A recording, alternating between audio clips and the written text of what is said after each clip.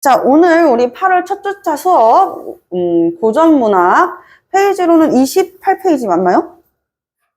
네, 28페이지 같이 진행해 보도록 하겠습니다.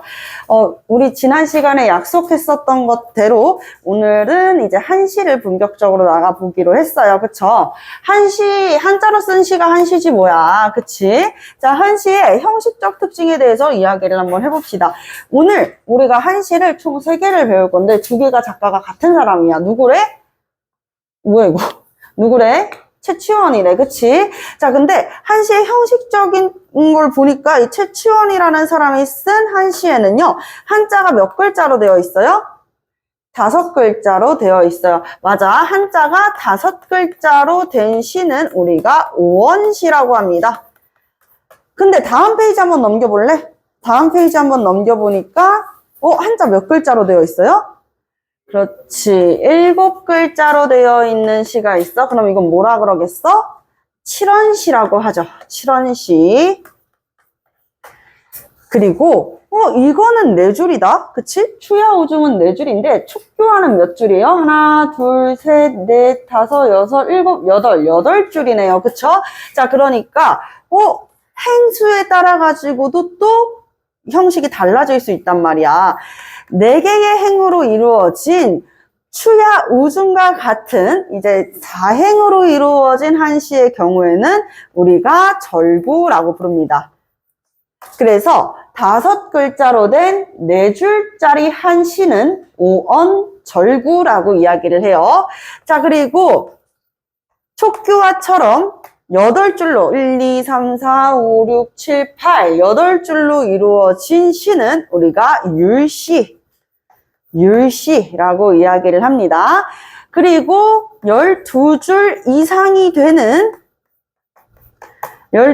이상이 되는 이 경우에는 우리가 배율이라고 이야기를 해주고 있어요. 근데 애들아 있잖아. 다음 페이지로 넘겼잖아. 그치?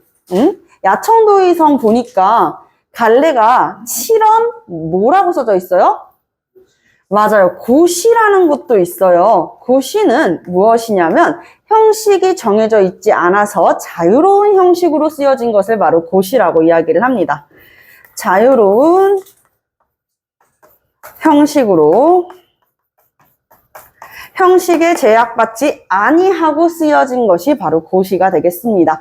그래서 오늘 우리가 배워줄 것은 오원 절구의 추야 우중과 그리고 오원 8줄이니까 율시의 이 촉규와 그리고 7원 고시의 야청 도의성까지 3가지랑 설화 같이 한번 나가 보도록 하겠습니다. 아시겠죠? 선생님이 이제 수업 시작하기 앞서서 지금 한시 3개 배우겠다고 이야기를 했는데 작가가 같잖아. 그치? 한시를 애들이 되게 많이 어려워하거든. 그 이유는 무엇이냐면 이렇게 해석이 나와 있는 한시보다 대체적으로 한자만 띡 나오는 경우가 있어요. 실제로 그런 것도 있어요. 그러니까 그럴까봐 이제 좀 지레 겁먹는 친구들이 많다 보니 많이 어려워하는 것 같은데 우리가 어렵지 않게 특히 이렇게 절구 자행으로 이루어진 것 정도는 우리가 충분히 풀어줄 수 있거든요. 그래서 어떤 식으로 접근을 해야 될지도 이야기를 해드리도록 할게요. 일단 최치원이라는 작가에 대해서 먼저 이야기를 해봐야 될 것 같습니다. 최치원이라는 사람 들어본 적 있는 사람 있나요? 저는 최치원을 압니다. 들어본 적이 있어요. 네, 최치원이라는 사람을 들어본 적이 없다니 여러분들 기억 잘 더듬어 보면 분명 있을 거예요. 언제? 우리 중학교 2, 3학년 때 한국사 배웠을 때 이미 배웠었어. 통일신라 말기에 있었던 통일신라 하대의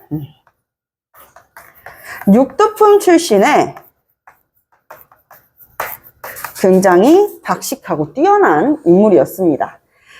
최치원은요, 이미 12살에, 여러분들보다 한참 어리죠? 12살에 학문적인 소양을 인정받아서 당나라로, 중국으로 유학을 갑니다. 12살에 당으로 유학을 가서 몇 년 공부를 하냐? 5년에서 6년 공부를 했어.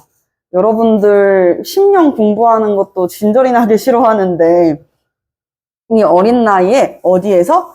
외지에서 열심히 공부를 했다는 거야. 그래서 공부한 목표가 있을 거 아니에요. 그쵸? 그 목표는 무엇이었냐? 빈곤과라고 해서 한국사 시간에 다 배웠죠? 빈곤과. 빈곤과가 뭐야? 외국인 전형의 관리 등용 제도였던 거야. 당나라에서 외국인이어도, 그러니까 당나라 사람이 아니어도 이제 시험을 봐가지고 관리를 선발하는 제도가 빈곤과였어. 이 빈곤과를 통해 가지고 최치원이 빈곤과에 급제를 합니다. 합격을 했어요. 그때 그의 나이 18살이었습니다. 이야, 진짜 멋지지 않아요? 정말? 그쵸? 근데 이 머나먼 타지에서 얼마나 어린 나이에 마음고생이 많았을까, 얘들아. 그치? 은근한 무시도 있었을 거고 은근한 차별도 있었을 거라고 생각을 해요. 그리고 최치원도 여러분들 나이 때 어린 나이였으니까 아마 고향이었던, 고국이었었던 신라를 굉장히 그리워하지 않았을까라고 생각을 하게 되네요. 자, 그리고 최치원 하면은 역사 시간에 빈곤과에 합격했고 당시에 신라 하대에 가장 혼란했었던 혼란기 하면은 어떤 여왕 때였어? 진성 여왕 때였어. 자, 진성 여왕 때 최치원이 무엇을 이야기한 것으로 알려져 있어요? 시무 10조를 올린 것으로 알려져 있어요. 시무 10조를 올렸었다. 진성 여왕한테 무슨 일이 있었죠? 이미 까먹은 친구들도 있겠지? 원종과 애노의 난도 있었고 상주 사벌주에서, 그리고 적고적의 난이라 그래가지고 빨간 바지를 입은 도적대래. 그래서 적고적의 난도 일어나서 금성, 경주, 통일신라의 수도였었던 금성도 잠시간 이렇게 차지했었던 대규모의 난이었었어. 세 번째는요, 여러분들 후백제를 세운 사람 누구예요? 그렇지, 견훤이죠. 견훤이 무진주에서 난을 일으켰던 시기도 진성여왕 때였어요. 그러니까 여러 번의 무엇이 있었다? 농민분기가 일어났었던 사회 혼란기였었다. 농민들은 반란을 일으키고, 그리고 이 왕실 가문들, 신라라고 하면은 뼛속까지 귀족 사이였었잖아. 성골, 진골, 육두품으로 나눠가지고 절대로 태어날 때부터 본디 정해지는 거야. 본투디 정해져 버린 이 신분 안에서 적응하고 순응하고 살아갔어야 됐단 말이지. 그런 귀족 사회에서 이 최치원은 육두품이었고, 성골은 이제 없어요. 그래서 진골들이 왕위에 올랐었던 통일신라에 내가 왕할래 하면서 왕권 다툼이 잦았었던 시기야. 백성은 백성대로, 그리고 왕족은 왕족대로 정말 난리가 아니었던 시기죠. 그래서 이런 혼란기에 국정을 이런 식으로 운영해 보시면 어떻겠습니까? 라고 하는 시무10조를 올린 사람이 바로 최치원이었었다는 거예요. 근데 최치원이 올렸었던 이 시무10조가 여러분들 승인이 됐을까요? 수락이 됐을까? 수용했었을까? 수용하지 않았었어. 그래서 이때 이 최치원이 엄청 충격을 받았다고 하죠. 아니, 나라가 대체 어찌 되려고 그러는 거지? 수용되지 못했었단 말이야. 아니, 이렇게나 똑똑한 인물이 세상을 먼저 내다보고 이대로는 국정 운영에 있어가지고 큰일 날 것 같아서 이야기를 올렸는데 수용되지 못했다. 이때 최치원은 충격을 받아가지고요, 가야산으로 들어가서 살았습니다. 그때부터는 뭐 가야산에 들어가서 살았는지 죽었는지는 이제 더 이상의 기록은 없는 것이죠. 그래서 최치원을 보면 선생님이 무슨 생각을 많이 했었냐면, 통일신라 말기에 하필이면 왜 이때였을까? 시대를 잘못하고 난 천재가 아니었었나? 라는 생각이 들었었어. 왜냐? 당나라에서도, 그리고 이 신라, 통일신라 안에서도 최치원이라고 하는 이 사람의 엄청난 재능과 학문적 소양을 인정해주지 않았었기 때문이야. 그래서 세상이 이 사람을 조금 더 알아봤으면 어땠을까라는 생각이 들더라고. 근데 하물며 이 신라면은 애들아 언제적이야.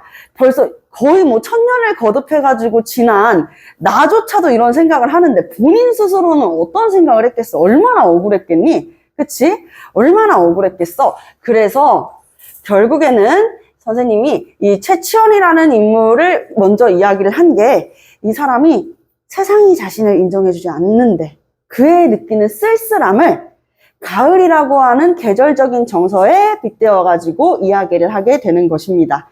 아시겠죠? 자, 그래서, 잠시만요. 자, 그래서 오늘 우리 이 초야오중과 촉규화를 같이 볼 건데 두 작품 모두 세상이 자신을 알아봐주지 않는 데에서 느끼는 외로움과 고뇌에 대한 이야기를 하고 있는 작품이 되겠습니다. 아시겠죠? 자, 그래서 추야오중부터 한번 시작을 해볼 것인데요. 추야오중은 한자 그대로를 보면 되겠어요. 가을, 밤, 그쵸? 가을 추에 밤야자잖아. 그래서 가을, 밤, 비 오는 중이라고 하는 내용의 시가 되겠습니다. 제목 자체가 되게 가을, 밤, 비 오는 중. 비라고 하니까 되게 뭔가 외로움과 쓸쓸함이 훨씬 더 고조되는 느낌이 들지 않아?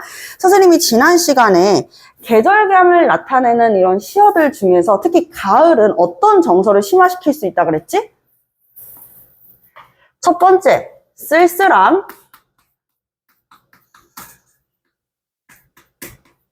두 번째는 풍요로움. 근데 지금은 풍요로움과는 거리가 멀죠. 그쵸? 그래서 우리는 쓸쓸함에 초점을 좀 더 맞춰야 될 것 같아요. 그쵸? 쓸쓸함의 정서를 고조시키는 시기, 고조시키는 이 계절적인 배경이 되겠네. 그치? 가을, 밤에 비 오는 중 같이 한번 보도록 하겠습니다. 자, 한자로 하면 가을 바람이 한자로 뭐야? 추풍이죠. 추풍. 가을 바람, 괴로운 노래, 유고음. 괴로운 노래, 고통이 되는 이 노래. 그리고 세상이 나를 몰라주네. 세상 할 때 세자가 뭐예요? 세상 세자잖아. 그치? 자, 그러니까 새로 소지음. 추풍유고음, 새로 소지음. 창밖에는 창자에다가 바깥은 외자죠. 창외, 삼경, 새벽 중에 내리는 비. 비는 한자로 뭐야? 우, 비, 우. 그래서 참외, 상경, 우. 그리고 마지막 등불 앞에, 등불, 등자에다가 앞자는 뭐예요? 앞, 전자를 써서 등전, 말리. 마음은 한자로 뭘까? 등전, 말리, 심. 추풍유고음, 새로 소지음, 창외 삼경우, 등전말리심 이렇게 이야기를 하고 있는데 그래서 우 이런 것들, 심 이런 것들 아분이라고 이야기를 해줄 수 있는데 어쨌든 이건 시잖아 얘들아. 그치? 그래서 일정한 형식 안에서 비슷한 시어를 사용해가지고 운율감을 형성하려고 하는 걸 우리가 아분이라고 이야기를 했어. 아분 아시겠죠? 자, 가을바람, 괴로운 노래. 여기에서 가을바람과 삼경, 비 이런 것들은 사실상 화자의 정서를 심화시켜주는 것이란 말이야. 그치? 화자의 정서를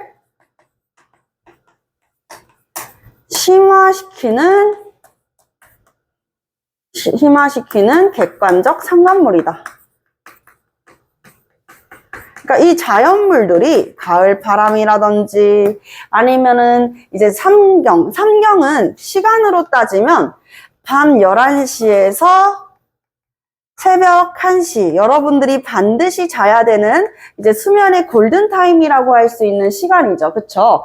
그런데 이 시간이 굉장히 깊은 새벽이란 말이야. 여러분들은 지금 깊은 새벽이 아닐 수 있겠지만 이 당시에는 엄청 깊은 새벽이지. 밤중에인데 그래서 때에 따라 가지고는 이제 문제 풀 때 요 작품에서 삼경의 비가 밤 중에 비 라고 이렇게 조금 한자가 번역될 수도 있어요. 왜냐면 여러분들이 삼경이라 그러면 모르잖아. 그치? 그래서 밤중에 비 이렇게 밤 삼경이 이제 밤 깊은 밤을 의미하고 있는 거고 비 요 두 가지도 다 이제 가을바람, 밤, 비 자연물인데 이 자연물들이 화자의 정서, 쓸쓸함이라고 하는 이 정서를 고조시키게 된다라는 것이지. 자, 그러면 화자가 지금 쓸쓸하구나. 그러면 왜 쓸쓸할까를 한번 생각을 해볼까? 추야우중은요, 이 주제를 두 가지로 나눌 수가 있어요. 첫 번째는 세상이 자신을 인정해주지 않잖아? 그래서 세상으로부터 인정받지 못하는 지식인의 고뇌. 그리고 두 번째는 당나라에 만약에 최치원이 있을 당시에 이 추야우중을 쓴 것이라면 왜 쓸쓸한 거겠어? 당나라 사람들, 나 빈곤과에도 막 합격하고 되게 열심히 공부하는 똑똑한 사람인데, 당나라에서는 내가 신라인이라는 이유로 이방인이잖아. 내가 이들과 같이 섞일 수 없잖아. 이런 마음이 들 수도 있는 거잖아요. 그쵸? 그래서, 고국에 대한 그리움. 고국에 대한 그리움. 이라는 키워드로 같이 이해를 해줄 수가 있다. 만약에 이 작품을 당에서 쓴 것이라면, 당에 있을 당시라면 주제를 두 가지로 이해할 수 있다라는 것이죠. 그래서 그리움, 고뇌, 쓸쓸함 이런 것들 정서는 공통적이지만 주제는 우리가 두 가지로 이해를 해줄 수 있다는 거야. 근데 실제로 그러면 언제 쓰여졌어요? 추야오중은 언제 쓰여졌는지 그 시기가 명확하지가 않아요. 그래서 우리가 이 주제를 조금 더 폭넓게 이해를 할 수가 있다는 것이죠. 가을 바람에 괴로운 노래야. 왜냐하면 세상이 화자를 몰라봐줘요. 몰라봐주는 상황. 그렇기 때문에 화자가 세상을 등지고 살아가는 거야. 세상을 등지고 살아간다. 세상이 화자를 몰라봐 주니까 우리 화자도 세상을 등지고 살아가고 있는 모습. 그래서 가을 바람에 괴로운 노래. 왜 괴로운 거야? 세상이 자신을 몰라봐 주니까. 세상이 자신을 몰라봐 주니까 괴로운 거야. 혹은 이제 돌아가고 싶은 마음에 괴로운 거지. 사무치는 거지. 세상 날 몰라주네. 근데 여기에서 세상은 두 가지 의미가 될 수 있겠다. 뭐가 될 수 있겠어? 당나라가 몰라봐 주는 걸 수도 있고 신라에서도 몰라봐 주는 걸 수도 있겠어. 왜? 당나라 같은 경우에서는 최치원이 뭐예요? 최치원이 신라인이잖아. 그치? 신라인이기 때문에 이국인이기 때문에 느끼는 쓸쓸함도 있었을 거고 만약에 시기가 신라라면 신라가 최치원을 몰라봐 주는 것이라면 육두품이기 때문에 육두품 세력이었기 때문에 더 고위 간직으로 올라가는 게 제약적이었단 말이야 얘들아. 그래서 신분에 대한 한계로 인해서 인정을 받지 못했다. 알아봐주지 않는다라고 이해를 해볼 수가 있겠죠. 이거는 당일 수도 있고 신라일 수도 있는 것이에요. 자, 창밖에는 삼경에 비가 내리고 있었대요. 자, 창문 밖에서는 창밖도 두 가지로 이해를 할 수 있어. 창밖에는 막 비가 내려. 그래서 이 이미지 자체가 화자와 세상이 단절된 이미지. 세상과의 단절의 이미지를 나타내기도 하고 동시에 지금 화자가 창문 밖을 뭐 하고 있어? 내다보고 있잖아? 그치? 내다보고 있잖아? 이거는 세상 일에 대한 미련을 암시한다고도 볼 수 있겠다. 왜냐면 미련이 남아있지 않는다면은 이 창문 밖을 보면서 뭔가 더 이제 정서가 심화되거나 감정이 고조되지는 않겠지. 그치? 근데 창문 밖을 보면서 더 이제 막 사무치는 거야. 이런 깊은 밤중에 깊은 밤중에 빗소리가. 자, 그래서 삼경의 비, 깊은 밤중에 내리는 비, 등불 앞에 말리마음 이렇게 이야기를 하고 있어요. 이것도 해석의 여지가 두 가지나 있습니다. 일단 첫 번째 해석부터 해볼게요. 등불 앞에서 달려가는 마음. 등불 앞 말리를 달려가는 마음. 일단 첫 번째로는 이렇게 이해를 해줄 수 있겠죠. 내 마음이 말리를 달려간다라는 거야. 그 말은 즉슨 불이 켜진 이곳은 등불 앞은 어디야? 등불 앞은 당나라야. 당나라인데 내 마음은 어디로 달려가고 싶을까? 만약에 지금 내가 당에 있으면, 화자가 당에 있으면은 어디로 달려가고 싶을까? 신라로 달려가고 싶겠지, 그치? 신라로 달려가고 싶지 않을까라는 거야. 신라로 달려가고 싶지 않을까? 이렇게 생각을 할 수 있어. 그래서 이 첫 번째 해석에 의하면은, 등불 앞에 만리를 달려가는 마음인 거야. 만리를 달려가는 마음이면,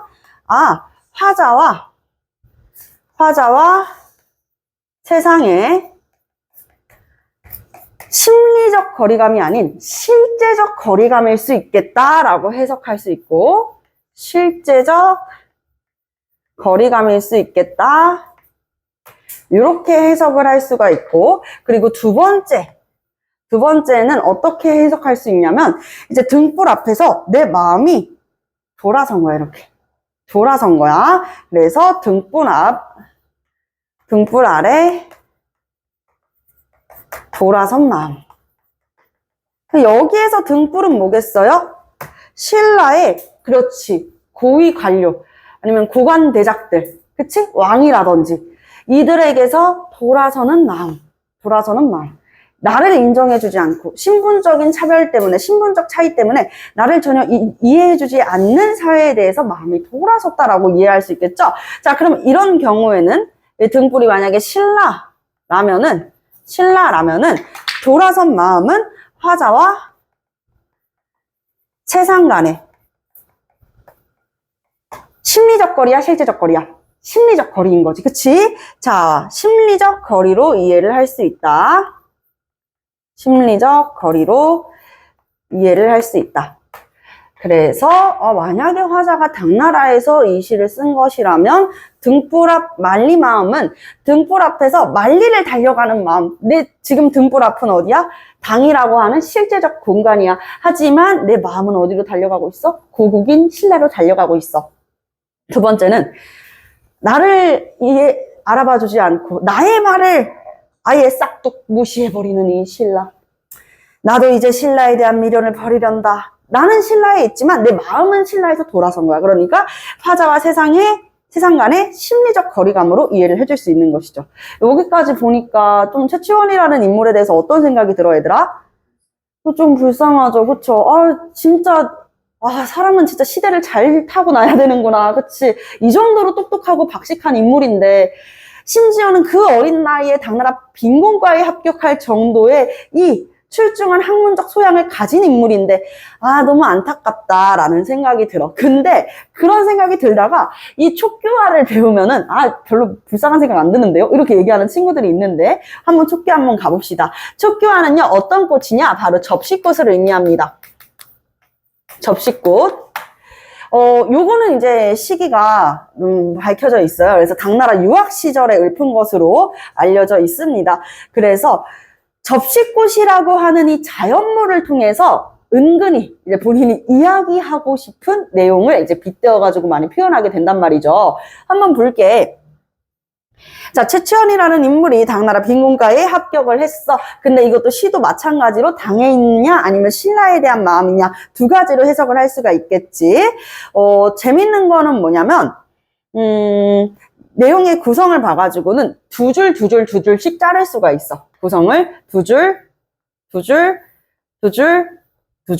이렇게 4단계의 구성 양식으로 된 기승전결, 그치? 기승전결 4가지의 이제 구성 양식으로 된 시상전개 방식인데 우리가 시상전개 방식이라고 하면은 무조건 기, 승, 전, 결만 떠올리잖아요. 이게 맞아. 한시의 조금 정통적인 시상전개 방식이야. 특히나 4줄짜리도 이렇게 할 수 있겠지만 8줄이면은 2줄 해가지고 기승전결로 시상을 전개할 수 있겠지. 근데 기승전결이라는 표현도 쓰기는 하지만 이런 표현도 써요. 수, 함, 경, 미. 우리 수미상관 들어봤죠? 수미상관이 뭐야? 첫 시작과 시의 첫 머리와 끝이 같을 때, 대응할 때, 상응할 때 우린 뭐 한다? 수미상관이라고 이야기를 하잖아. 그때 수가 뭐예요? 머리 숫자죠. 그쵸? 수가 머리 숫자고 미는 뭐야? 꼬리 미자야. 함은 턱이고 경은 목이야. 그래서 기승전결을 수함경미로도 표현하기도 해. 한시에서 말이야. 자, 그래서 총 8부면 1, 2행, 1수, 2수, 그리고 3, 4행, 5, 6행에 따라가지고, 이것도 이제 7, 8행에 따라가지고, 수함경미, 기승전결을 나누어 볼 수가 있다. 그래서 우리도 이렇게 수함경미로 나누어 봤어. 근데 봐봐. 거친 밭 언덕 쓸쓸한 곳에 탐스러운 꽃송이가 가지를 눌렀대. 매화비 그쳐 향기를 날리고 누가? 꽃송이, 탐스러운 꽃송이가 향기를 풍기는 거야. 그러면서 보리바람에 그림자는 흔들흔들린대.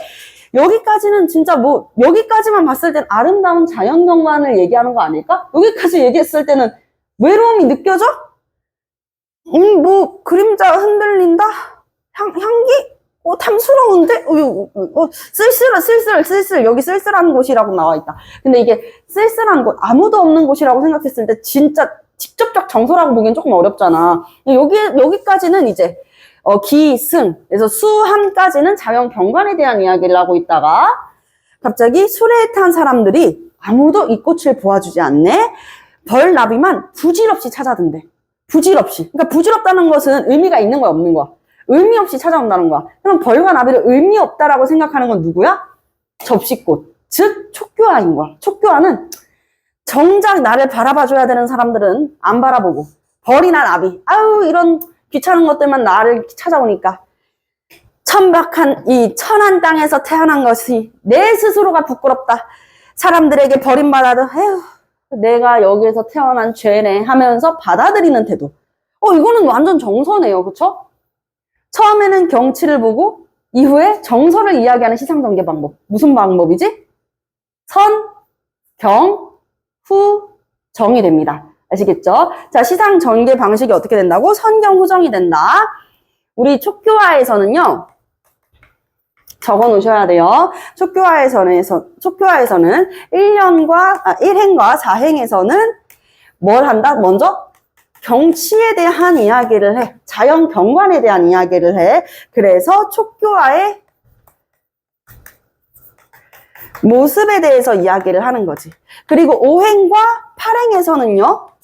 이후 정서를 이야기하게 된다. 정서를 나중에, 감정을 나중에 드러내게 되는 거야. 그러면서 촉교화의 마음을 들여다보는 거야. 촉교화의 마음.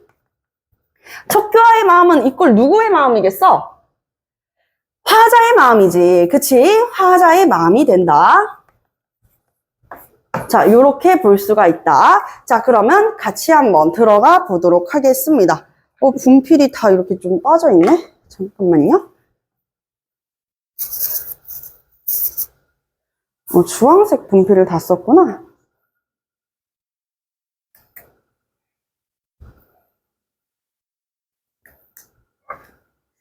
자, 시작할게요. 거친 밭, 쓸쓸한 곳에. 거친 밭, 쓸쓸한 곳. 여기는 화자가 지금 처한 환경을 이야기하고 있는 거야. 그치? 그래서 화자의 처지를 암시한다. 화자의 처지를 암시하고 있다. 이렇게 볼 수 있겠고요. 탐스러운 꽃송이가 가지를 누른다. 꽃송이가 엄청 풍성한 거야. 선생님이 그림을 잘 못 그리는데 표현을 좀 하자면 우리 왜 꽃송이가 옆에서 봤을 때 요런 꽃이 있어. 근데 너무 풍성한 거야. 너무 막 풍성해. 도움이 안 되는 그림인 것 같은데. 자, 어쨌든 이렇게 꽃송이가 너무 풍성해서 이런 꽃 밑에는 항상 뭐가 있어, 얘들아? 꽃받침이 있지. 꽃받침이 너무 꽃이 탐스럽고 풍성하다 보니까 꽃받침이 아래로 눌리는 모습을 표현하고 있어요. 꽃받침이 아래로 눌렸다. 그래서 이 가지 눌렀네는 꽃받침을 눌렀네라는 거야. 그만큼이나 꽃이 엄청 활짝 탐스럽게 폈다라는 것을 표현하고 있지. 그럼 여기에서 꽃송이는 무엇이냐면 꽃송이는 화자의 완숙한 학문의 경지인 거야. 완숙한 학문의 경지. 이 학문의 경지를 꽃송이에다가 비유해서 활짝 폈네. 이렇게 표현하고 있어. 활짝 폈네. 이거는 자기 스스로 은근히 뭘 내비치는 거예요? 화자 자신이 이 학문적 경지에 대한 은근한 자부심을 보여주는 거 아닐까, 얘들아? 그치? 자, 그래서 이제 화자의 자부심을 반영하고 있다.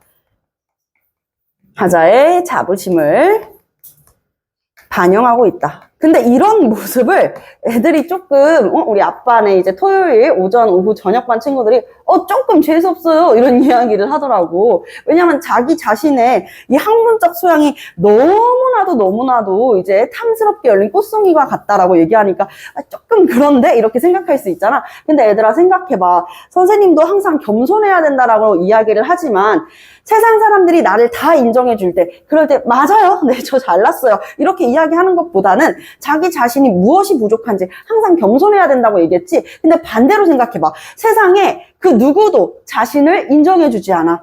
세상이 나의 가치를 알아봐 주지 않을 때는, 그럴 때는 자기 자신만큼은 어떻게 해야 돼? 자신을 믿어야지. 그치? 그렇기 때문에 이런 태도는 재수없어 이렇게만 생각할 게 아니라는 거야. 그치? 세상이 자신을 믿어주지 않는데 나조차도 나를 믿어주지 않으면 누가 나를 믿어주겠어. 그치? 자, 그래서 이렇게 자신을 꽃송이에 빗대가지고 이야기를 하고 있는 거야. 여기까지 수. 기가 된다. 기승전결의 기, 수함경미의 수. 그래서 이제 이 척박한 땅에서, 척박하고 거친 밭에서 이제 피어난 탐스러운 촉교와의 모습을 표현하고 있는 거야. 자연경관. 매와 비에 그쳐서 향기가 날린다. 야, 이 탐스러운 꽃송이에서 뭐까지? 엄청 향기까지. 이거 냄새 같은데 약간 표현하니까. 향기까지 예쁘게 이렇게. 향기까지 막 풍기는 거지. 그치? 향기를 시각화하니까 좀 별로네? 어쨌든 향기가 이렇게 막 풍기는 거야. 그럼 이 향기도 뭔 거야? 화자의 완숙한 학문적 경지를 향기가 막 풍긴다라고 표현을 하는 것이죠. 자, 이런 향기가 어디에? 보리바람에 그림자는 또 흔들린다라고 이야기하는 거야. 보리바람, 밑줄. 보리바람, 계절적 시어예요. 어떤 계절을 나타내는 걸까? 보리라고 하면은 어느 계절? 많은 친구들이 가을이라고 생각을 하는데, 얘들아, 가을에는 벼를 추수해야지. 그럼 보리를 언제 심어야 될까? 언제 이제 추수를 해야지? 바로 가을에 또 이제 쌀 심어가지고 쌀을 이렇게 수확하지. 봄에, 맞아. 봄에 보리를 심는 거 맞아요. 초여름이야, 초여름. 알겠지? 자, 이 보리가 막 바람에 휘날릴 정도로 추수해야 되는 요 시기는 초여름인 거지, 초여름. 그래서 여름을 나타내는 계절적 시어가 된다라는 거. 초여름을 나타내는 계절적 시어. 계절감을 드러낸다.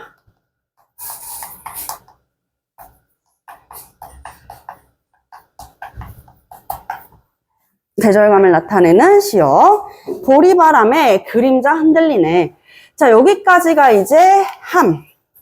수함경미의 함. 여기까지는 자연 경관에 대한 이야기를 하자. 선경. 그래서 이제 막 가볍게 퍼지는 촉교야의 향기, 바람에 이렇게 막 풍기는 이 촉교야의 향기에 대해서 이야기를 하고 있어. 자, 이제부터 촉교야의 목소리에 좀 귀를 기울여 보자. 촉교야는 무슨 생각을 하고 있을까? 술에 탄 사람, 누가 보아주리? 촉교야는 누구든 자기를 좀 봐주기를 원하고 있는데, 술에 탄 사람이 자기를 봐주지 않는다라는 거야. 이걸 어떻게 할 수 있냐면, 누가 보아주리? 이거는 질문이잖아. 질문에서는 꼭 그 다음을 봐야 돼. 그에 대한 답이 나와 있는지. 벌나비만 부질없이 찾아드네. 아무도 봐주지 않는다는 거잖아. 왜? 술에 탄 사람은 안 보고 벌나비와 같은 시시한 존재만 자기를 봐준다는 거야. 그 말은 이거는 질문이야, 질문이 아니야? 질문이 아니야. 뭐 하는 거예요? 질문인 것처럼 이야기를 하면서 아무도 자신을 봐주지 않는다라는 것을 부각하기 위한 서리법이 된다라는 것입니다. 서리법. 아시겠죠? 자, 서리법. 자, 그리고 술에 탄 사람은 그럼 누구였을까? 술에 탄 사람은 왕족이나 왕이나 이제 고관대작들이 될 수 있겠죠. 고관대작들, 고위 관료들, 그치? 왕, 고관대작들. 이런 사람들은 자기를 안 봐. 임금 또는 고관대작들은 자기한테 관심이 없어. 그런데 벌나비만 보여? 벌나비는 뭐인 거야? 하찮은 사람들. 하찮은 사람들만 자신한테 부질없이. 왜? 자신을 알아봐 준다 그래가지고 세상이 나를 인정해 주는 것도 아니고, 술에 탄 사람들이 이 인정을 해주는 것도 아닌데 당신들이 알아봐서 뭐해? 라고 이야기를 하는 거지. 그래서 벌나비만 꼬인다, 하찮은 사람들이다. 여기에서 이제 친구들도 약간 아무리 그래도 본인을 인정해주는 사람인데 벌나비라고 하면서 하찮은 사람이라뇨 라고 이야기를 하지. 근데 얘들아, 이것도 한번 생각을 해보자고. 하물며 벌나비와 같은 하찮은 사람들도 자신을 알아봐 주는 사람들이 있는데 어찌 수레를 탄 사람들이 자신을 몰라봐 주냐 라는 의미로도 부각시킬 수도 있는 거 아닐까? 대조하면서? 그치? 그래서 일부러 하찮은 사람이라고도 표현한 걸 수도 있어. 자, 벌나비만 부질없이 찾아드네. 자, 그러니까 자기는 수레에 탄 사람들이 좀 봐줘야 되는데 벌나비만 부질없이 찾아드니까 좀 우리 지금 자신을 알아주지 않는 세상에 대해서 자신의 뜻을 펼칠 수 있도록 알아봐주는 사람이 없어서 좀 아쉬운 것 같아. 천한 땅에 태어난 것이, 자, 천한 땅, 여기에서 천한 땅은 뭐겠어요? 천한 땅은 뭘 얘기하고 있는 거야? 그렇지, 신라로 이해할 수도 있지. 왜? 신라에서는 촉규와 이 화자 자체가 최치원이라면 무슨 사람이야? 육두품이니까. 신라에서는 신분적 한계 때문에 육두품으로 태어난 자신이라고 이해를 할 수도 있겠고, 두 번째로는 어떻게 이해할 수 있을까? 당나라라면 신라인이잖아, 그치? 자, 신라인이기 때문에 이방인인 거야. 이방인, 이국인이기 때문에 받는 차별. 이렇게 이해를 할 수가 있겠죠. 그래서 신라에서 육두품으로 태어난 것, 혹은 당나라에서 신라인, 이 최치원이 이국인이기 때문에 받는 차별이라고도 이해를 해볼 수가 있겠습니다. 자, 그래서 천한 땅에 태어난 것이 스스로 부끄러워, 스스로가 부끄럽다라고 이야기를 하는 건 자신이 처한 상황에 대한 자조적인 인식이야.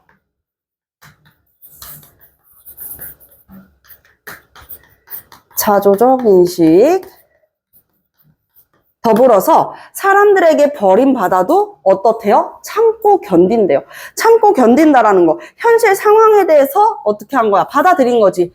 현실의 상황에 대해 상황에 체념하고 받아들이는 태도. 그치? 한탄. 이런 태도로 이해를 해볼 수가 있는 작품이 되겠습니다. 자, 그래서 우리 이렇게 맞춰놓고, 그래서 보면은 지금 성경에서는 척박한 땅에서 태어나긴 했지만 태어났으나 촉교화가 가지고 있는 탐스러운 꽃송이와 그리고 향기를 갖고 있어. 향기를 풍김. 누가? 우리 촉교화가. 그치? 그런데 촉교화의 속마음을 들어보면 대칭구조를 이루고 있잖아. 대칭구조를 이루고 있으니까 촉교화의 속마음을 들어보니까 자신의 능력을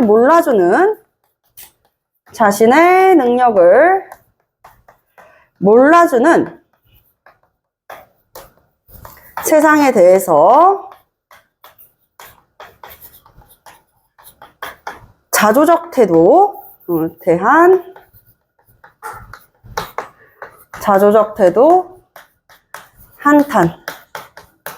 한탄이라고 이해를 해볼 수가 있겠죠. 그래서 시상 전개 방식 자체가 이제 성경 후정이고, 그러면서 이제 자조적 태도까지 나타나고 있어요. 그쵸? 그래서 태어난 땅이 천에서 사람들로부터 버림받은 그런 한스러움까지를 이야기하고 있는, 꼬리에서 이야기를 하고 있는 작품이 되겠다. 이렇게 이해를 해볼 수가 있겠다. 자, 그러면서 여러분들 문제 하나 풀어볼 건데요. 문제 풀어보기 전에 선생님이 여러분들한테 하고 싶은 말이 있습니다. 이 최치원의 추야오중과 촉교화까지를 배웠다면 사실 여기까지를 배워야 진짜라고 이야기를 할 수 있을 것 같아. 선생님이 여기를 지우고 이야기를 할게요. 고전소설 중에 최고운전이라고 하는 영웅소설이 있어요. 이 영웅소설은 모의고사를 좀 주기적으로 풀어보는 친구들은 안다라고 이야기할 정도로 정말 많이 나오는 작품이에요. 최고운전 혹시 읽어본 적 있나요? 없다면 오늘 독서 시간에 읽어보는 건 어떨까요? 자, 우리 이 최고운전 보면은요, 영웅소설이잖아. 대부분 이런 고전에서 쓰여진 영웅소설들은 영웅소설적 전개들. 그러니까 좀 형식이 정해져 있는 것들 있잖아. 비범하게 탄생해서 아주 기이한 능력을 갖고 있고, 막 그러면서 이제 조력자를 만나서 막 이런 내용들이 있잖아요. 근데 영웅소설이라고 하면, 뭐 우리나라가 전쟁에서 졌는데 소설이니까 뭐 승리를 했다. 잘 싸운다. 비범한 능력이 있다. 근데 대부분은 이게 뭐야? 무용이야, 무용. 잘 싸우는 거야. 근데 최고운전에서의 영웅은 무용에 뛰어난 걸로 이제 세상을 놀라게 하지 않아. 그럼 무엇일까? 문제를 통해 가지고 세상을 놀라게 하는 거야. 여기에서 문제의 문자는 무슨 문자야? 어떤 친구가 문제원의 문이요 라고 이야기를 하더라고요. 그것도 어느 정도 맞아요. 왜냐면 학문할 때의 그 문이에요. 이 학문의 문을 통해 가지고 이제 세상에게 놀라움을 주는 거야. 최고운전에서의 영웅은 어떤 신묘한 능력을 가지고 있냐? 시짓기.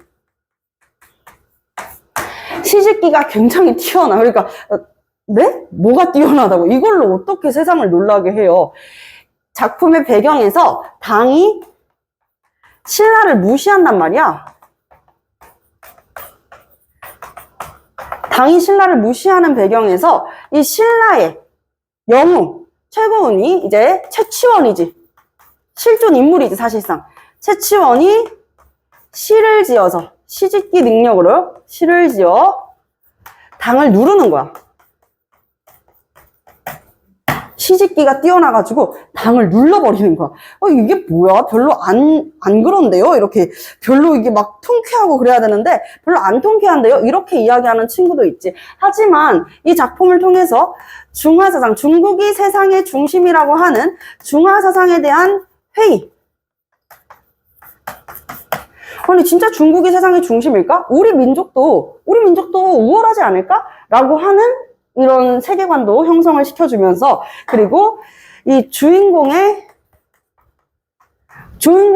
무슨 이제 부당한 탄압이잖아. 왜냐면 당나라는 얘들아, 당나라의 수도가 어디야?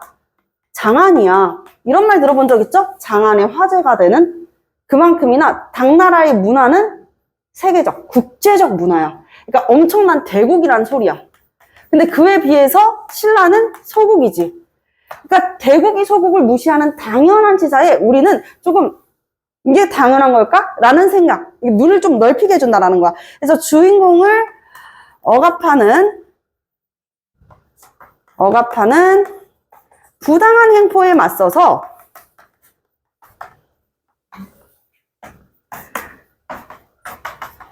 주인공을 이제 억압하는 부당한 행포에 맞서서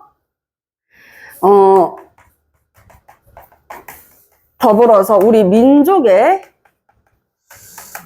한민족들이 그동안 이제 받아왔었던 민족적 탄압이랑 상응하는 민족적 우월감과 그리고 문학적, 왜 시집기를 통해 가지고 우리가 세상에 놀라움을 준다 그랬었잖아요. 그쵸? 세상에 놀라움을 주게 되니까 이 문학적 자부심을 고조시킨다. 그래서 최고운전에서도 이 최치원이라는 인물의 흔적을 찾을 수 있다라고 보겠습니다.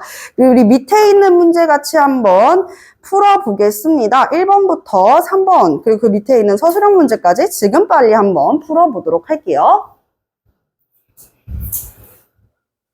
답같이 한번 맞춰보겠습니다. 가는 취하우중, 그리고 나는 무엇입니까? 촉표하죠. 가는 나와 달리 실제 지명 나타나 있지 않았어요. 그쵸?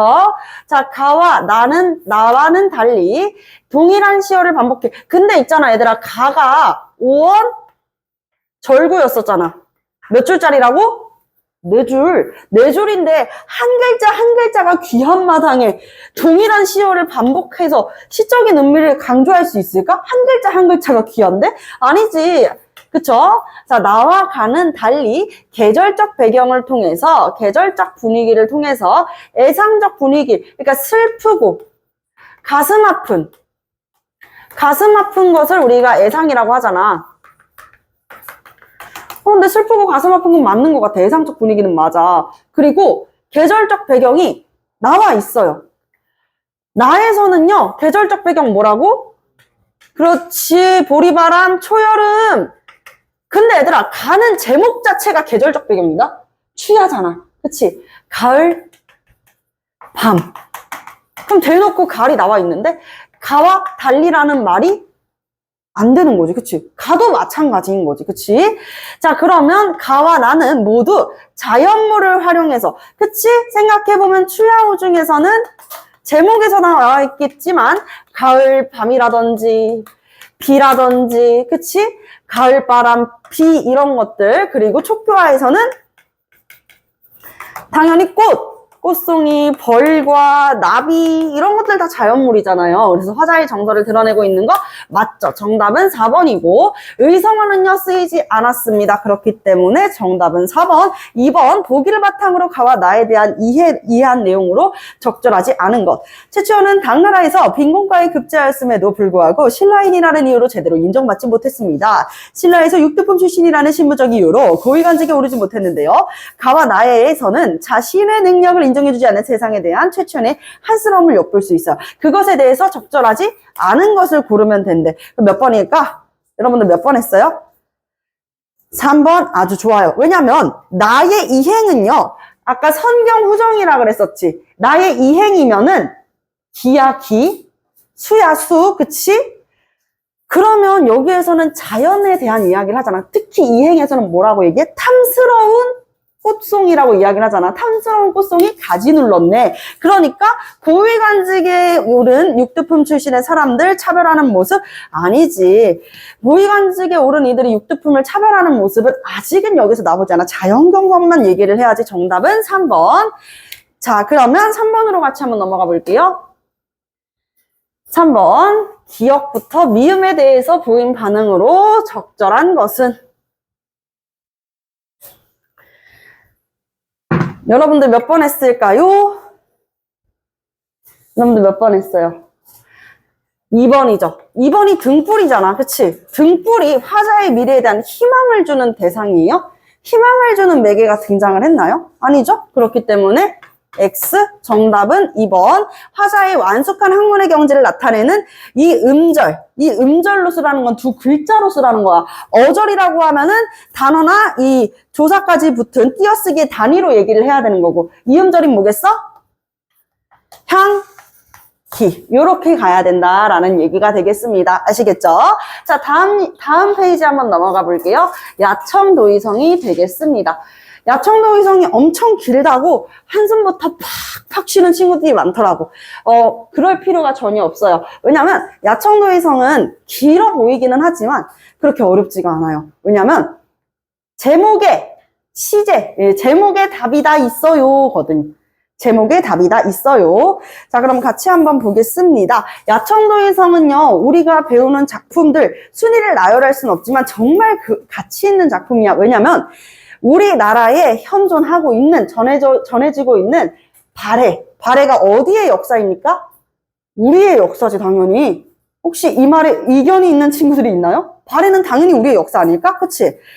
발해 문학으로 알려져 있는 최초의 문학이자 마지막 문학이에요. 문학 작품이야.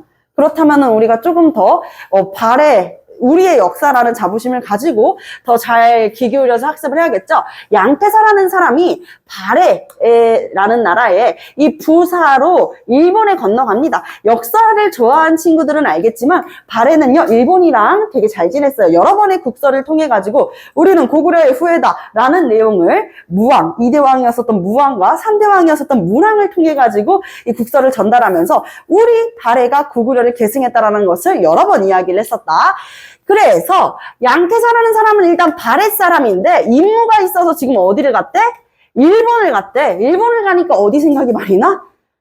우리나라 생각, 발해 생각이 너무 많이 나는 거야. 자, 발해 생각이 너무 많이 나가지고 귀국할 때쯤에 이제 끝물쯤에 더 보고 싶겠지, 그치? 빨리 이제 발해를 볼 수 있다. 더 보고 싶은데 무슨 소리를 들렸어? 다듬질하는 소리가 들렸어. 빨랫질하는 소리 있잖아요. 다듬다듬 다듬. 요 다듬질 소리를 듣고 고국을 그리워하면서 지은 작품이래. 궁금증이 하나 생겨요. 아니, 다듬이 소리가 뭔데 고국을 그리워해? 그치? 빨랫질하는 소리가 뭔데? 왜냐면 일본에는 다듬질을 하는 풍습이 없어요. 다듬질을 하는 문화 자체가 없었어. 그러니까 이 소리를 우리 한민족, 즉 발해에서 들을 수 있었던 소리인 거야. 고향에서는. 근데 이 소리가 타향에서 들리니까 더 어디가 그리워지는 거야? 그렇지. 발해가 그리워지는 거지. 자, 그래서 야청 도의성은 밤 야자예요. 밤에. 청은 뭐예요? 청, 들다, 청각. 그치? 밤에 들리는. 성은 뭐야? 소리, 성자잖아. 그치? 소리성. 밤에 들리는 땡땡땡 소리. 근데 그럼 야청까지는 했어. 성도 했어. 도의가 무엇이냐? 다듬이 소리다. 밤에 들리는 다듬이 소리다 라는 거야. 여기에서 우리가 의문을 하나 툭 또 던져볼 수가 있어. 여러분들 밤에 들리는 소리 다 들어요? 그러니까 이거야. 오늘 새벽 4시경에 바깥에서 무슨 소리 났는지 들은 사람 있어요? 없어요. 왜요? 여러분들 새벽 4시 뭐 했으니까? 잤으니까. 그치?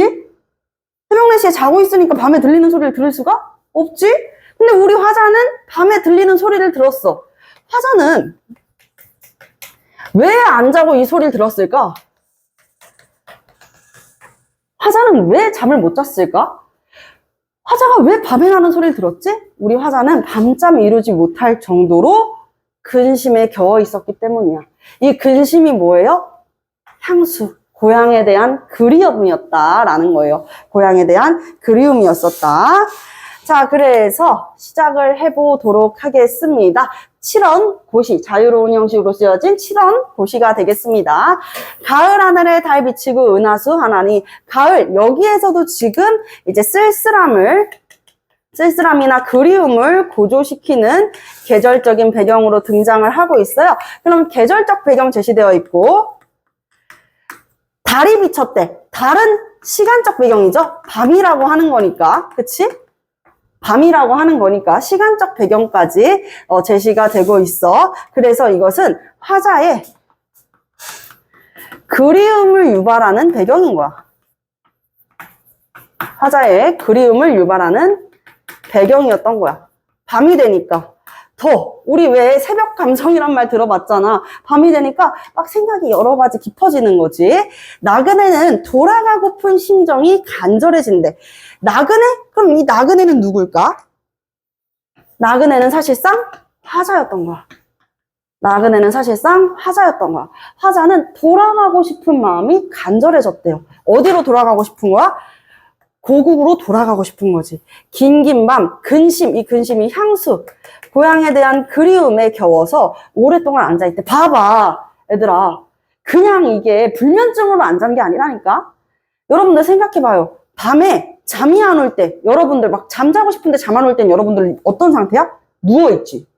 근데 진짜 막 마음이 불편하고 미쳐버릴 것 같고 막 고민도 많고 근심도 많아. 그럴 땐 앉아있잖아.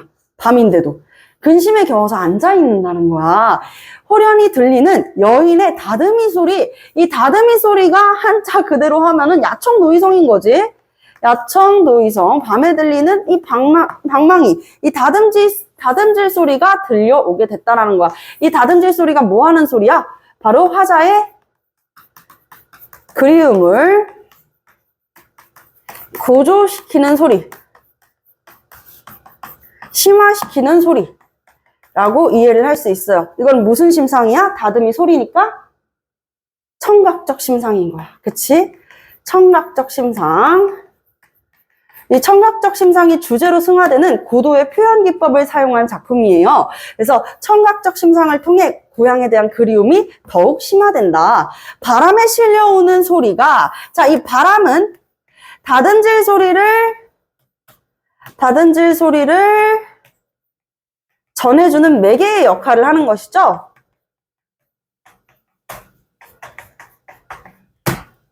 바람에 실려오는 이 소리가 끊어질 듯이 이어지게 되면서 밤이 깊고 별이 낮도록, 별이 낮아지고 밤이 깊어졌어. 시간의 흐름을 이야기하고 있습니다. 시간의 흐름, 밤이 깊어졌다. 근데 이렇게 밤이 깊어질 때까지 계속 무슨 소리가 들렸다는 거야?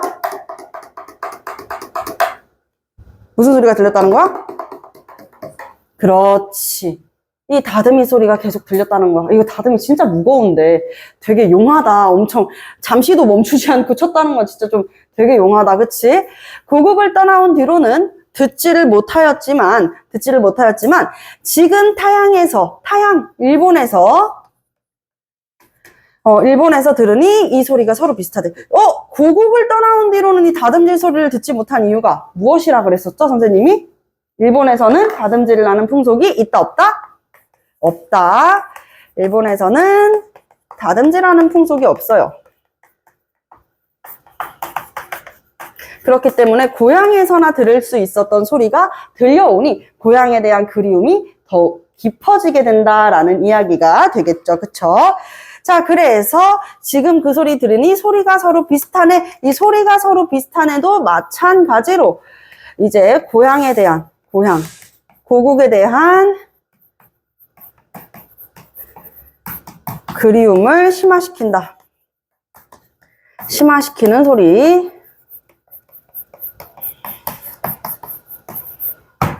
그대 든 방망이는 무거운가 가벼운가. 이제 고향에 대한 그리움을 유발하는 소리를 듣다 보니까 대체 이 사람은 왜 이렇게 다듬질을 하는 걸까? 이 사람은 누굴까? 하면서 다듬질하는 여인에 대한 상상을 하게 되는 거야.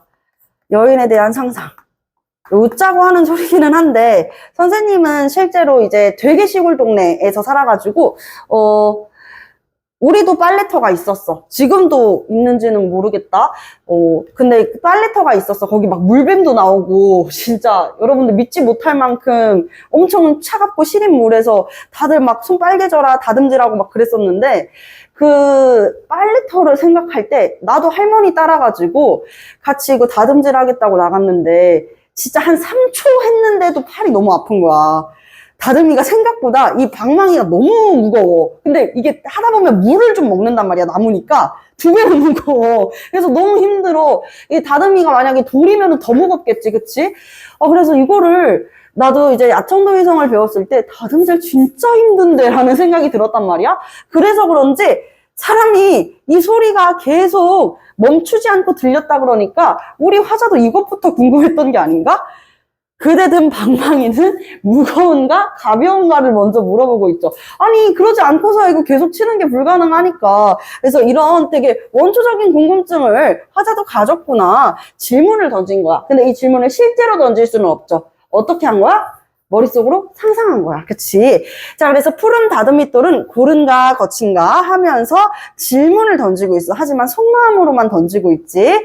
약한 몸이 온통 구슬땀에 젖었으리. 계속 하는 거 보니까, 이게 계속 다듬질하는 거 보니까 약한 몸이 아닐 수도 있을 것 같긴 한데, 구슬땀에 젖었으리래. 땀에 젖다. 무슨 심상이지? 그렇지. 촉각적 심상이지. 촉각적 심상을 나타내고 있고, 옷 같은 2팔도 힘에 붙여가지고 지쳤으리. 그래, 지치지 않고서는 말이 안 되지. 훗옷으로 떠나는 나그네 구하고자 함인가. 여기가 이제 사람마다 조금씩 느끼는 게 다를 수 있지만 나는 여기 부분이 되게 마음에 들었어. 훗옷으로 떠난 나그네를 구하고자 함인가. 이 나그네, 아까는 나그네가 뭐라 그랬어요? 화자와 동일시되는 인물이라 그랬었지? 그러면 이걸 이렇게 해석할 수도 있어. 다듬질 소리로 고국에 대한 그리움으로 잠을 자지 못하는 이 화자를 위안해주기 위해서인가? 위로를 해주기 위해서인가? 아니면은 두 번째, 이런 해석으로도 볼 수 있다. 우리 이 화자가 이렇게 가만히 생각을 해보니까 근데 이렇게 다듬질 소리가 길어지는 게 좀 이상한데? 라고 하면서 혹시라도 다듬질하는 여인이 인과 이별했는지, 유추라는 거죠. 이별했는지 유추해보는 화자의 모습으로도 해석을 할 수가 있는 거야. 그치? 만약에 화자가 이 나그네와 동일시된 것이라면 혼몸으로, 그러니까 옷으로 발해에서 일본까지 타국으로 와서 임무를 하고 나라를 그리워하고 있는 나를 위로해주기 위함인가로도 해석할 수도 있고, 아니면 당신과 헤어진 것인가? 라고 물어보는 것으로도 이제 해석해 볼 수가 있다라는 것입니다. 자, 규방 외로이 있는 심을 잊자고 함인가? 자, 그대 모습을 그려보나? 조금 내려볼게. 이렇게 해서 앞에 있는 내용 지우고 같이 가볼게요. 그대 모습 그려보나 물어볼 도리 없고, 왜냐면 어디에서 나는 소리인지 그냥 소리만 들려오는데 뛰쳐나갈 거야, 어떻게 할 거야, 이 야밤에. 그쵸? 그래서 그대 모습을 그려는 보지만 물어볼 도리가 없고 부질없는 먼 원망만 끊임없이 깊어지네. 누가 누굴 원망하는 거야? 이거 시험 문제에 나온 적 있어요. 누가 누굴 원망하는 거야?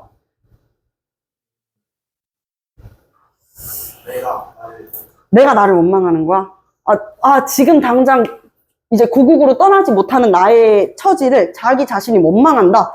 그런 해석도 될 수 있겠네요. 정말 참신한 생각이에요. 또, 화자가 누구를 원망하는 걸까?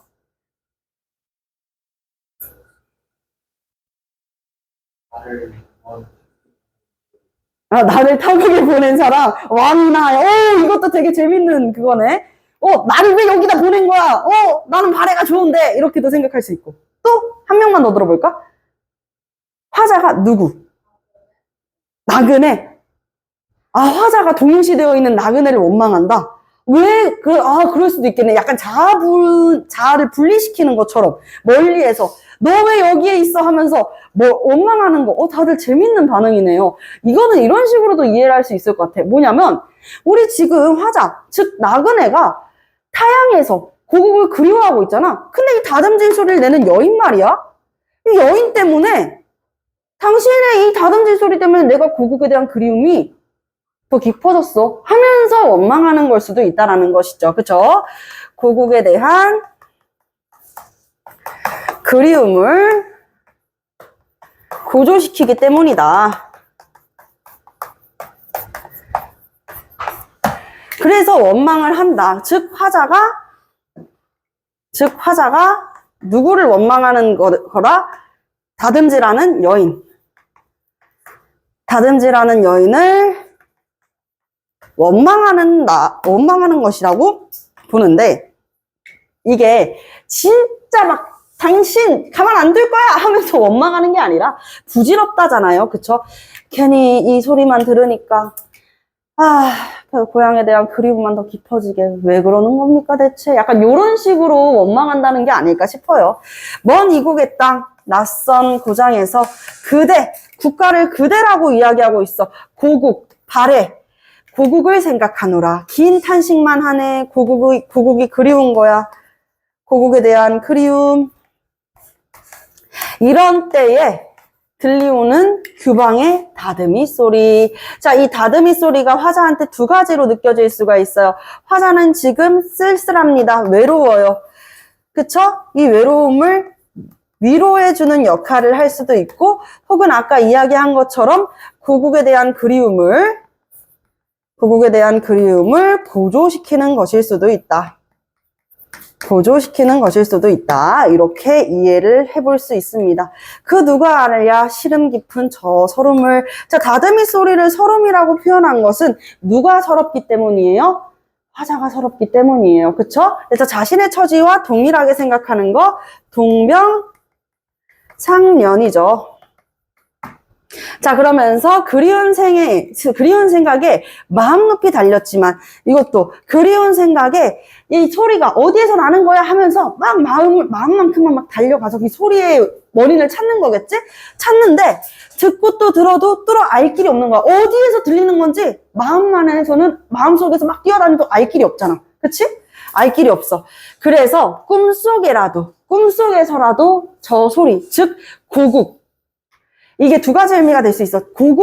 진짜 고국을 꿈에서라도 그려봤으면 좋겠다. 고국에 갔으면 좋겠다라는 생각이 될 수도 있고, 두 번째로는 진짜 이 다듬지라는 여인을 꿈속에서라도 만나봤으면 좋겠다라고 생각하는 게 될 수 있겠죠. 근데 결국에는 이 나그네가 수심이 많아. 걱정이 많아서 나그네가 생각이 많아가지고 잠을 못 자니까 이 꿈을 제대로 꾸지조차 못했다라고 하면서 고국에 대한 그리움을 잘 표현하고 있는 작품이 되겠습니다. 객지에서 이제 이웃의 다듬이 소리를 들으면서 이제 시상을 전개하는 방식이었던 것이죠. 자, 우리 여기는 숙제로 넘어가고요. 이제 남은 것은 설화, 주몽설화만 남아 있습니다. 페이지가 많다 그래서 친구들이 선생님 이거 오래 걸리는 거 아니에요? 그러는데 오래 걸리면 안 해겠죠? 그쵸? 오래 걸리지 않아요. 주몽설화는 말 그대로 줄글이잖아. 그래서 우리가 시처럼 이렇게 하나하나 분석하고 이야기를 하지 않습니다. 선생님이 오늘 이 주몽설화를 통해가지고, 시란을 통해가지고 또 이야기를 해주고 싶은 것은 무엇이냐? 우리가 문제를 풀 때, 특히 내신을 풀 때, 여러분들 문학이라고 하면은 시나 아니면 이제 운문문학이나 산문문학에 대해 가지고 그냥 똑같은 자세로 문제를 푸는데, 선생님은 그건 아니라고 생각을 해. 시는 있잖아. 여러분들 시 분석이라는 말 들어봤죠? 많이 들어보죠? 시는 얼마나 분석을 잘하냐야. 여러분들이 시를 얼마나 잘 분석하고 화자가 처해져 있는 상황을 인지하고 화자가 대상을 어떻게 바라보는지 그리고 화자가 어떠한 표현 기법을 쓰는지 여러분들이 정말 꼼꼼하게 분석하는 게 시험 문제에서 요하는 것이라면 소설 분석이라는 말은 들어본 적 있어요? 여러분들한테 소설 분석을 하라고 합니까? 문제에서?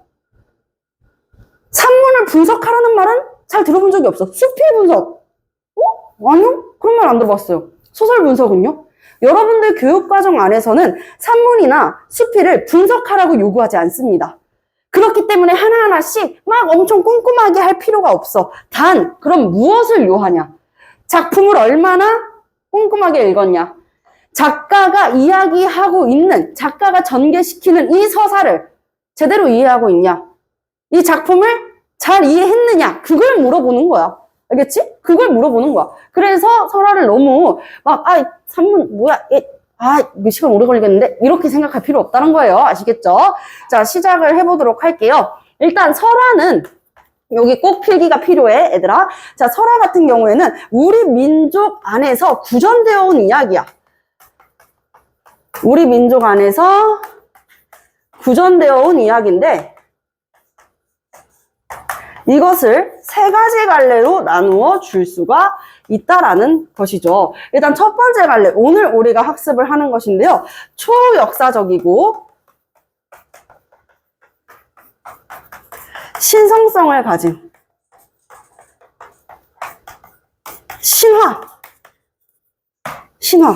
신화가 있고, 신화 많이 들어봤죠? 그쵸? 자, 그리고 역사를 배경으로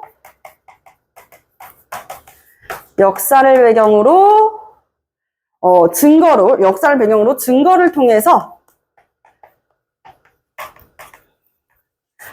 이 증거를 통해서 여러분들 그 사실성, 실제성이 강조되는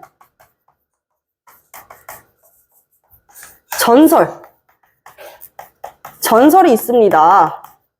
그리고 마지막은 실제성이 강조됐다? 그럼 이번에는 허구성이 조금 더 강조될 수 있는 흥미 위주의 허구성으로 만들어진 이야기. 허구적인 성격의 민담까지. 자, 그래서 설화라고 하면은 신화, 전설, 민담이 있는 것이다. 그 중에서 오늘 우리는 주몽신화를 같이 나갈 것입니다. 아시겠죠? 왜 우리 그런 거 있잖아. 조선시대라고 하면은 고전 소설이라고 이야기를 하고, 고려시대라고 하면은 고려시대 때 쓰여진 글을 가전체 소설이라고 하잖아. 가전체 소설. 그처럼 설화라고 하면은 이제 이전에 서사갈래로 가기 전 단계에 구성된 입에서 입으로 전해져 내려온 이야기라는 것이죠. 오케이? 이해되셨죠? 내용을 한번 가보도록 할게요. 주몽신화. 주몽은 어디를 건국한 사람일까요? 그렇지. 고구려를 건국했었던 사람이야. 고구려를 건국한 왕의 이름을 함부로 부르면은 안 되겠죠? 그래서 우리가 주몽신화를 동명왕 신화라고도 합니다.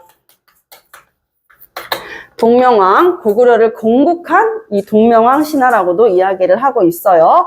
신성성을 이제 타고난 주몽에 대한 이야기가 나오는데, 설화는 형식이 어느 정도 정해져 있다 그랬잖아, 얘들아. 페이지 넘겨가지고, 얘들아, 3번 문제인가? 한번 봐봐요, 3번 문제.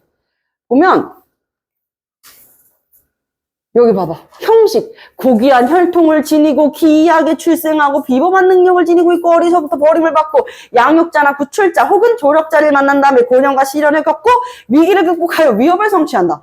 이런 구조의 작품 몇 개 생각나지 않아, 얘들아? 그치? 그러는 것처럼 형식이 어느 정도 정해져 있는 것 같아. 그래서 일정한 구조를 가지는 것도 설화의 특징이 됩니다. 일정한 구조 가지고 있고, 그리고 이제 꾸며낸 이야기가 된다. 꾸며낸 이야기, 설화의 특징이 되겠다라는 것이죠.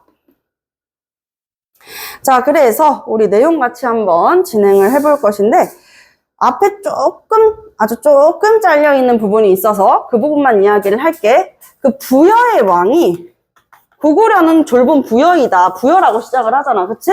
실제 지명이 이야기되면서 시작이 되는데, 부여의 왕, 헤부르가 있어요. 부여의 왕, 헤부르가 아들이 안 생기는 거야. 아들이 안 생기는데, 번쩍번쩍 빛나는 바위에서 바위를 치우니까, 아이가 있네. 근데 아이가 금개구리 모양이네. 라고 해가지고, 금화를 얻어요. 이름 그대로 금개구리처럼 생겼다. 개구리 아니야, 사람이야. 자, 금화를 얻고 금화가 장성을 하게 되자 잘 컸어. 장성하자 태자로 삼았다. 태자로 삼았다. 그리고 나서 헤부르가 죽고 나서는 이제 금화가 왕이 되는 것이죠. 요 맥락만 기억하면 돼요. 아시겠죠? 자, 고구려는 곧 졸본 부여이다. 지금의 화주 또는 성주라고는 하나 이 모두 잘못이다. 지금의 화주, 성주 모두 뭐예요? 실제 지명입니다. 그쵸? 이는 모두 잘못이다. 졸본주는 요동방면에 있다. 국사고려본기에는 다음과 같이 기록되어 있다. 시조 동명왕의 성제의 성은 고씨이며 이름은 주몽이다. 이에 앞서 북부여의 왕 헤부르가 이미 동부여로 피해갔으며 부르가 세상을 떠나 금화가 왕위를 계승했다. 여기 있는 내용이죠? 그쵸? 이제 부르가 세상을 떠나자 금화가 왕위를 계승했다. 이때 금화는요, 테벤스안 남쪽 우발스에서 한 여자를 만나서 누구인가를 모르니 여자가 말하기를 이렇게 얘기한다는 것입니다. 나는 하백의 딸로, 하백이라고 하면은 강의 신이죠. 물의 신이라는 거야. 수신, 물의 신. 그래서 하백의 딸로 이름은 유하인데 여러 아우들과 논의고 있을 때 한 남자가 나타나 자기는 천재의 아들 해모수라고, 자신은 천재의 아들 해모수래. 천재 뭐예요? 하늘의 아들이라는 거잖아. 하늘님이라는 거야. 하늘의 아들. 하늘의 아들 해모수라고 하면서 나를 웅신상 및 압록강에 있는 집 쪽으로 깨어내어 남몰래 정을 통해 놓고 가서는 돌아오지 않았습니다. 약간 이제 당황하더라고. 처음 만났는데 이렇게까지 다 얘기해요? 이렇게 이야기를 하는 거야. 이거 재영 선생님도 처음에 어렸을 때 보고 당황했대. 왜 저렇게 물어보지도 않은 TMI를 줄줄이 얘기할까? 당황스럽죠. 근데 얘들아, 이 신화잖아. 그치? 신화는 인물을 중심으로 서사를 전개시키는 게 아니라 여기 지금 우리가 전개해야 되는 그 인물에 대한 내용이 있는데 앞서서 그런 개연성들을 부여하다 보면은 진짜 소설처럼 내용이 막 엄청 깊어지겠지. 그래서 대화를 통해 가지고 서사를 조금 많이 전개를 해요. 과거에 이런 일이 있었다. 이런 식으로. 오케이? 자, 그래서 하늘의 아들 헬모스라고 하면서 나를 웅신산 및 압록강가에 있는 집 쪽으로 깨어나요. 나 몰래 정을 통해 놓고 가고는 이제 돌아오지 않았습니다. 그래서 우리 부모는요, 내가 중매도 없이 혼인한 곳을 꾸짖어 마침내 이곳으로 귀향을 보냈던 것입니다. 라고 얘기를 해요. 이것을 통해 가지고 알 수 있는 거. 자, 소설에서 시험에 나올 수 있는 문제는 이런 거야. 이거를 통해서 당시 사회에 어떤 풍습이 있었는지를 생각해 볼 수 있게 하는 거죠. 그쵸? 그래서 부모의 허락 없이 결혼하는 것이 법도에 어긋난 사례라는 거야. 결혼을 하는 것이 법도에 어긋나는 사회였었다는 것을 유추할 수 있다.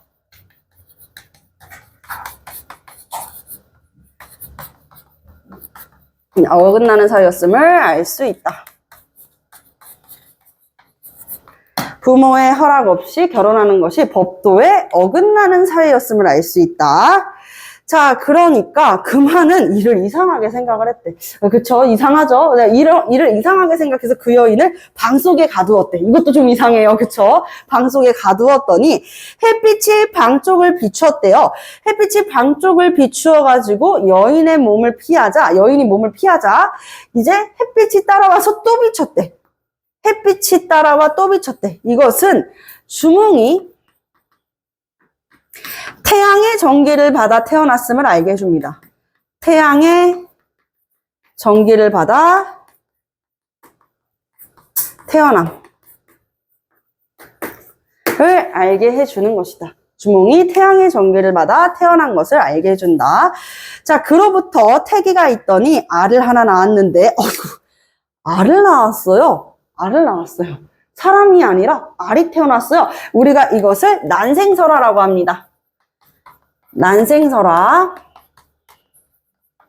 난생설화라는 것은 무엇이냐면 얘들아, 일반적인 사람이랑은 출생 방식이 어떻게 된 거예요? 다른 거예요. 그 말은 즉슨 주몽이 보통 인간과는, 주몽의 출생이 보통 인간과는 다르다라는 거지. 그치?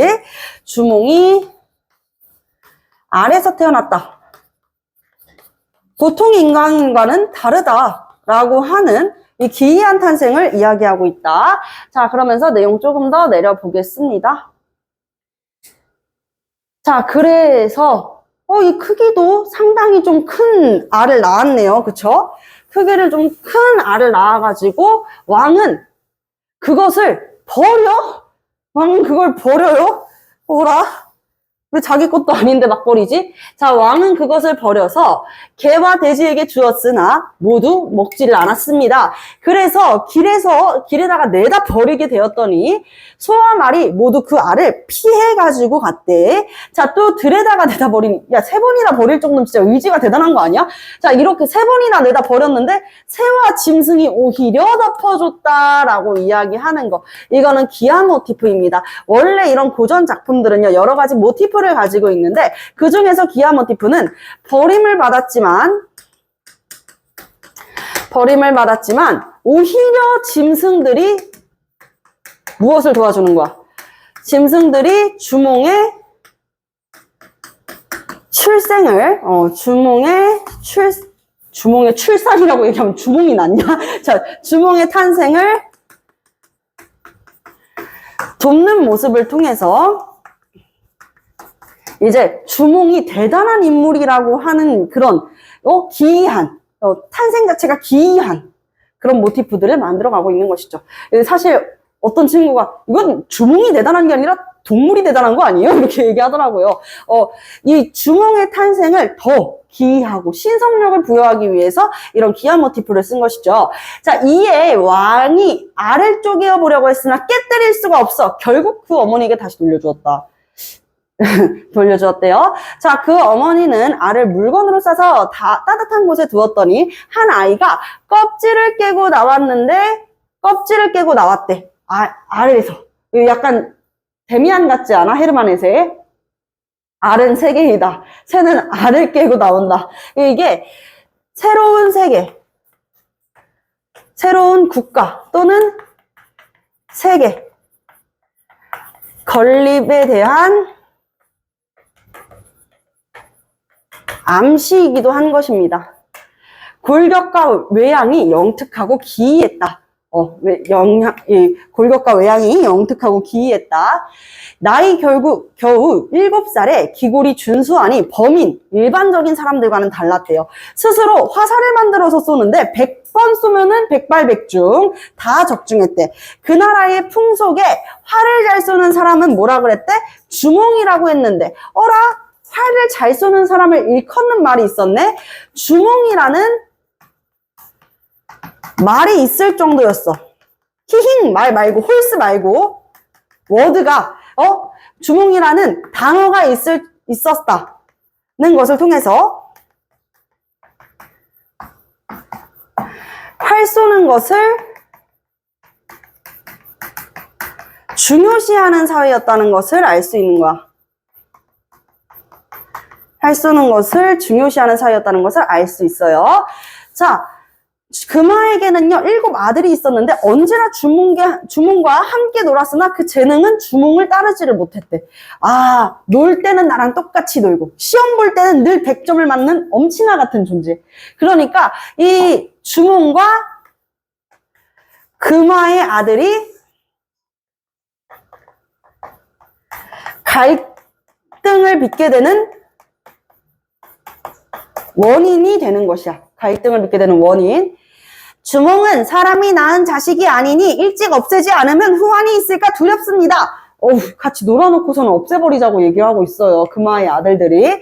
자, 그러자 왕은요, 아무리 자신의 아들의 이야기라고 해도 그 말을 듣지 않았습니다. 그래서 오히려 주몽을 시켜서 말을 기르게 했는데요. 주몽은요, 좋은 말을 알아보는 능력이 있었던 거야. 대단한 능력이네요. 좋은 말을 알아채는 능력. 자, 그래서 좋은 말은 일부러 먹이를 적게 줍니다. 먹이를 적게 주어서 여위게 하고, 나쁜 말은 먹이를 많이 주어서 살찌게 했어. 그러자 왕은 어떤 말을 택한 거야? 나쁜 말. 살찐 나쁜 말을 택하게 된 것이죠. 왕은 살찐 말을 타고, 그리고 여인 말은 주몽에게 주었대. 그래서 왕이 주몽의 이런 계획대로 하는 모습들, 그쵸? 왕이 이런 주몽의 나쁜 말은 여위게 하였고, 나쁜 말은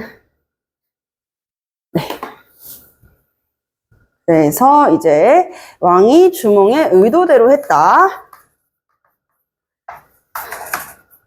자, 그러나 이 왕의 여러 아들들과 7 아들들과 이 여러 신하들이 주몽을 죽이려고 하니 주몽의 어머니가 지금 여기서 무슨 역할을 하는 거야? 조력자의 역할을 하는 것이죠. 자, 조력자의 역할로 이 사실을 미리 주몽에게 알려줍니다. 이 나라 사람들이 너를 죽이려고 하는데 너의 재주와 지략으로 어디를 간들 살지 못하겠느냐. 그러니 빨리 여기를 벗어나라. 라고 이야기를 하게 되는 것입니다. 그래서 이제 주몽은 이 대소왕자의 위협을 피해가지고 도망치게 되는 것이죠. 자, 이제 끝입니다. 오히려 이게 더 짧죠, 그쵸? 자, 그래서 그리하여 주몽은요, 오이와 말이 협보를 이제 벗으로 삼습니다. 친구로 삼고 세 사람을 벗으로 삼아 함께 도망을 쳐요. 남쪽으로 남하합니다. 내려가요. 자, 그때 이제 엄사수에 이르러, 엄사수, 이게 이제 이규보의 동명왕 편에서는 개사수라고 나와 있더라고. 자, 엄사수에 이르러서 물을 향해서 고하기를, 왜 물을 향해서 고했냐면, 다리를 건너야 되거든요. 근데 압록강 물이, 엄사수가 압록강이야? 압록강 물이 건너야 되는데 다리가 없는 거야. 그래서 말한테, 야, 너 건널 수 있어? 말이 건너겠냐? 죽는데? 너 나를 침수말로 만들 생각이야? 못 건너잖아, 그치? 그러니까 어떻게 해야 돼? 일단 물한테라도 빌어봐야지. 어떻게 방법이 없을까요? 어떻게 빌게 되냐면요, 위기에서 벗어나기 위해서 자신의 이 고귀한 출생을 알리는 거야. 고귀한 신분을 알리는 거야. 나는 천재 해모수의 아들이며 하백 이 수신의 손자다. 강 입장에선 당황스럽죠. 너가 내 한 번도 안 본 손자라고? 자, 천재의 아들, 해모수의 아들이자 수신의 손자. 나는 주몽이다. 오늘 도망을 가고 있는데 뒤쫓아오는 자들이 거의 닥치게 되었으니 이를 어찌하리요? 자, 그러자 이제 강이 이 말을 듣고 어떻게 해요? 물고기와 자라가 솟아올라서 다리를 만들어 주었습니다. 그리고 이 주몽의 일행이 건너게 되자 바로 다리는 흩어져 버려서 그 뒤를 쫓아오고 있었던 부여의 왕자들, 기마병들은 건너지 못하고 주몽만 무사히 이렇게 건너게 되는 것이죠. 그래서 주몽은 무사히 졸본주에 이르러서 이곳에 도읍을 정하게 됩니다. 그러나 미처 궁시를 지을 겨를이 없어서, 야, 도망쳐왔는데 궁시를 지을 겨를이 없는 거 당연한 거 아니겠니, 얘들아? 자, 궁시를 지을 겨를이 없어서 다만 비류스 위에 집을 지어 거처하며 국호를 고구려라고 정하였습니다. 이나여 성을 어떻게 했니? 고로의 때 원래는 해주몽이었었는데 고주몽으로 성을 삼고 본성을 해였으나 천체하도록 햇빛을 받아가지고 나왔다고 하여 스스로 성을 고시라고 성을 삼게 되는 것이죠. 자, 이때 나이가 12살. 이때 나이가 12살이라는 거야. 이게 웃기죠, 그쵸? 12살이 지금 무슨 일이 있었던 거야, 그치? 근데 이렇게 어린 나이로 한 것도 일정의 이 기이한, 이 비범한 능력이라든지, 기이한 능력들을 부각시키기 위함이죠. 왜냐면 이거는 이제 또 어떤 친구는 선생님 여기에는 막 22살로 나와 있던데요? 막 이렇게 이야기되어 있어요. 구전되어서 전해진 설화들의 특징입니다. 그쵸? 자, 그러면서 한나라의 효원제, 한나라면은 지금 어떤 나라야? 중국. 아니, 뭐 중국의 효원제, 건소 2년 갑신의 즉위하였다. 야, 뭐 중국의 연호까지 얘기해 줄 필요 없지 않나? 근데 왜 얘기를 했을까? 적어 놓으세요. 주변 국가의 이 당시 연호라든지 이런 상황을 제시해서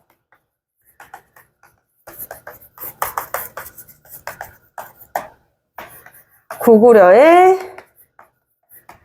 건국의 구체적인 시기를 알렸다.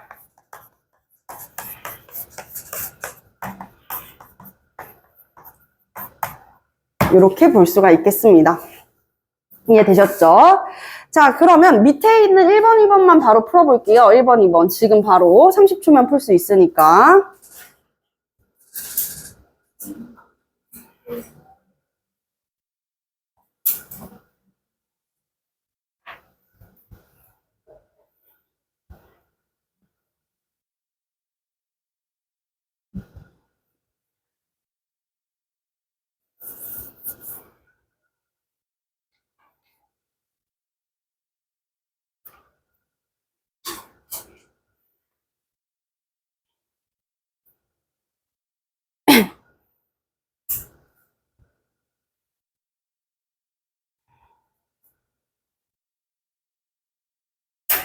다 풀었죠?